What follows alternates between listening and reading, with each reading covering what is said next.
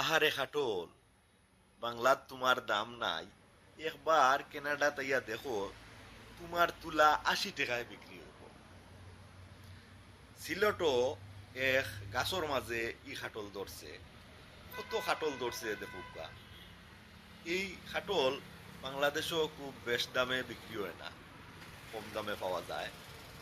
Canada জাননি, এক কাঠল 1200, 1300, 2000, 2500 টাকায় বিক্রি হয়। কানাডাত প্রতি পাউন্ড খাটল $2 বিক্রি হয়।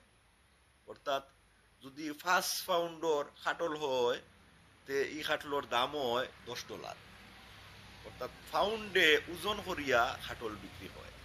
কিনো খাটল পাওয়া যায় না, একটা খাটল কিনিয়া কয়েকজনে মিলিয়া খায়।